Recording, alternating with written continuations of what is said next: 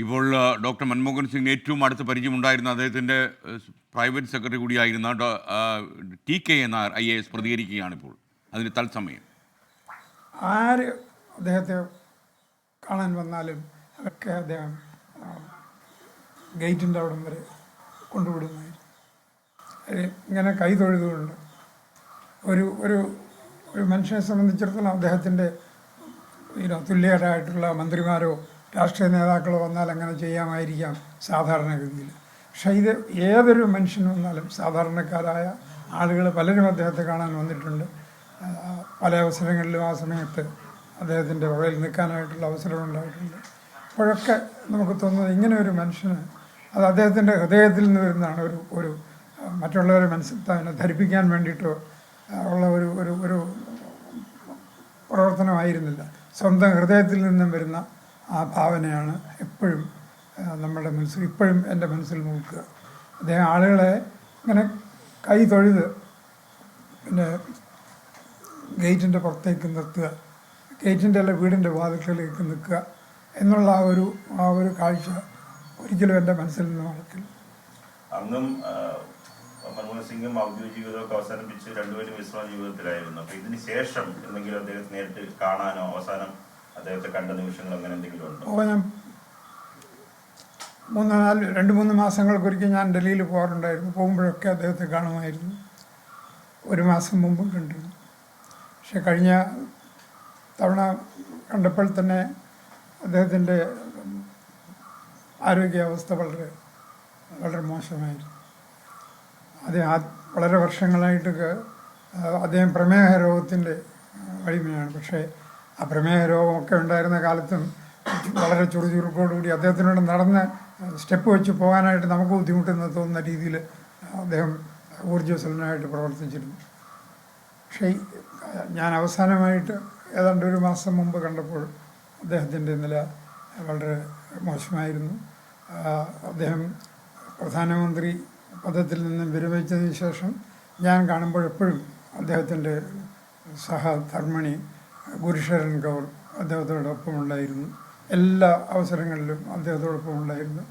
കഴിഞ്ഞ മാസം ഞാൻ അവസാനമായിട്ട് കാണുമ്പോൾ മൻമോഹൻ സിംഗ് അദ്ദേഹം പറയുന്ന ചില കാര്യങ്ങൾ നമുക്ക് ശരിക്ക് തിരിയാനായിട്ട് ബുദ്ധിമുട്ടുന്നു. അപ്പോൾ ആ സമയത്തൊക്കെ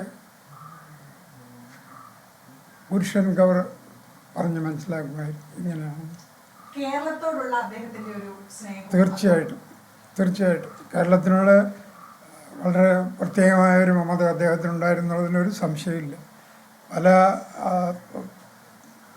പല സോഴ്സസിൽ നിന്നും അല്ലെങ്കിൽ പല ആളുകൾ ഈ കാര്യത്തിൽ അദ്ദേഹത്തിനോടൊരു ഒരു ചെറിയ വിമർശനം പോലെ ഉണ്ടായിട്ടുണ്ട്.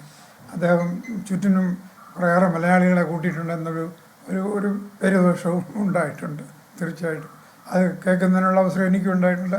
അദ്ദേഹം തന്നെ എന്നോട് ഒരിക്കലും പറയുകയുണ്ടായി, ഇങ്ങനെ പറയുന്നുണ്ട് ആളുകൾ, നമ്മളെന്ന് വെച്ചാൽ നിങ്ങളൊക്കെ കൂടെ മലയാളികളെ ഇവിടെ കൂടിവച്ചിരിക്കുകയാണ്, പ്രധാനമന്ത്രി വളഞ്ഞിരിക്കുകയാണ് മലയാളികൾ എന്ന് ഒരു ധാരണ പക്ഷം ആളുകളിൽ ഉണ്ടായിരുന്നുവെന്ന് അദ്ദേഹത്തിന് അറിയാമായിരുന്നു. പക്ഷേ ആ വിമർശനത്തെ അദ്ദേഹം കൂട്ടാക്കിയില്ല, തീർച്ചയായിട്ടും ഇല്ല.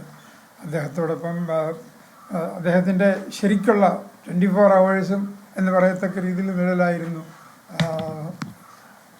അദ്ദേഹത്തോട് ഇപ്പോഴും അവിടെ ഉണ്ടാവും ഡൽഹിയിൽ. കേരളത്തിന്റെ ഒരുപാട് വികസന പദ്ധതികളിൽ കയ്യൊപ്പ് ചാർത്തിയ ഒരാൾ കൂടിയാണ്. തീർച്ചയായിട്ടും പ്രധാനപ്പെട്ട നേട്ടങ്ങൾ എന്ന് പറയുന്നത് കൊച്ചി തുറമുഖത്തിൻ്റെ വികസനം, അതുപോലെ കൊച്ചിയെ ഒരു അന്താരാഷ്ട്ര തുറമുഖമാക്കി മാറ്റുന്നതിനുള്ള പ്രവർത്തനങ്ങളിൽ അദ്ദേഹം വളരെയധികം ശ്രദ്ധ ചെലുത്തിയിരുന്നു എന്നുള്ളതിലൊരു സംശയമില്ല. എനിക്ക് എടുത്തു പറയാനിപ്പം ആ ഒരു കാര്യമാണ് എൻ്റെ ഓർമ്മയിൽ വരിക. കൊച്ചി തുറമുഖത്തിൻ്റെ വികസനമായിട്ട് വെള്ളാർപ്പാടം കണ്ടെയ്നർ ടെർമിനൽ ഇതൊക്കെ പ്രായോഗികമാക്കുന്നതിൽ അദ്ദേഹം വളരെ മുൻകൈ എടുത്ത് പ്രവർത്തിച്ചു. അതുപോലെ അഴിമല എന്ന് പറയുന്ന സ്ഥലത്ത് നമ്മളുടെ ISROവിൻ്റെ ഒരു സ്ഥാപനം ഇന്നുണ്ട്. ആ സ്ഥാപനവും മൻമോഹൻ സിംഗിൻ്റെ സംഭാവനയാണ്. അധികം ആർക്കും അറിയില്ല, പക്ഷേ സ്പേസ് ടെക്നോളജിയുടെ വികസനത്തിന് വളരെയധികം സഹായകമാകുന്ന ഒരു സ്ഥാപനമാണത്. ഇന്ന് വളരെ പ്രശസ്തമായ രീതിയിൽ പ്രവർത്തിക്കുന്നുണ്ട്. ഇത്രയും അധികം എതിരാളികൾ വളഞ്ഞിട്ട് ആക്രമിച്ച ഒരു പ്രധാനമന്ത്രി രാജ്യത്ത് വേറെ ഉണ്ടാവില്ല. ടെലികോം ഇത് കേസുമൊക്കെ ബന്ധപ്പെട്ട് ശരിയാണ്. അപ്പോഴും അദ്ദേഹത്തിന്റെ ഒരു ന്യായത്തിൽ ഉറച്ചു നിന്നിരുന്നു. എന്ന് മാത്രമല്ല അദ്ദേഹത്തെ മഹാശിഖാന്തം എന്ന് പറയട്ടെ എതിർക്കുന്ന അദ്ദേഹത്തിനെ പേഴ്സണലായിട്ട് വരെ എതിർക്കുന്ന ആളുകളോടും അദ്ദേഹം ഒരു ശത്രുതാ മനോഭാവം വെച്ച് പുലർത്തിയില്ല എന്നുള്ളത് പലപ്പോഴും തോന്നിയിട്ടുണ്ട്.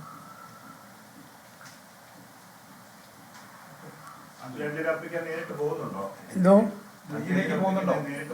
ഇല്ല, ഞാൻ ഇപ്പോൾ പോകാനായിട്ട് ഉദ്ദേശിക്കുന്നില്ല. അദ്ദേഹത്തിൻ്റെ ഞാനൊരു രാഷ്ട്രീയക്കാരനോ അല്ലെങ്കിൽ അങ്ങനെ ഒരു എന്താ പറയുക ഒരു പ്രകടനത്തിൽ ഞാൻ വിശ്വസിക്കുന്ന ആളല്ല. ഞാൻ അദ്ദേഹത്തിൻ്റെ ഭാര്യ ഗുരുശ്വരൻ ഗൗർ മാഡത്തിനെ കാണാനായിട്ട് പോകും, തീർച്ചയായിട്ടും പോകും. അത് ഈ തിരക്കുകളൊക്കെ കഴിഞ്ഞതിന് ശേഷം.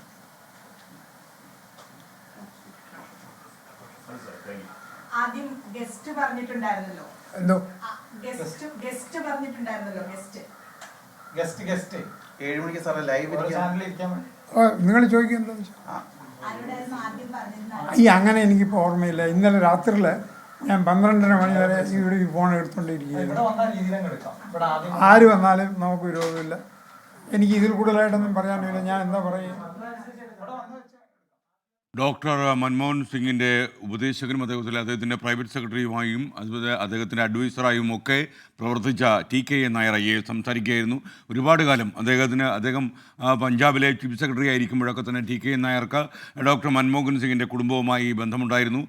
അദ്ദേഹം ഡൽഹിയിൽ പ്രധാനമന്ത്രി കസേരയിലേക്ക് കയറുമ്പോഴും അദ്ദേഹത്തിൻ്റെ ഏറ്റവും ക്ലോസ് ആയിട്ടുള്ള സർക്കിളിൽ TK നായർ IAS ഉണ്ടായിരുന്നു. അതുകൊണ്ട് തന്നെ ഈ മലയാളികൾ വലിച്ചു മുറുക്കുന്ന പ്രധാനമന്ത്രി എന്ന രീതിയിൽ അദ്ദേഹത്തിന് ഒരുപാട് ആരോപണങ്ങൾ പിൽക്കാലത്ത് കേൾക്കേണ്ടിയും വന്നു എന്നതും മറ്റൊരു ചരിത്ര യാഥാർത്ഥ്യം.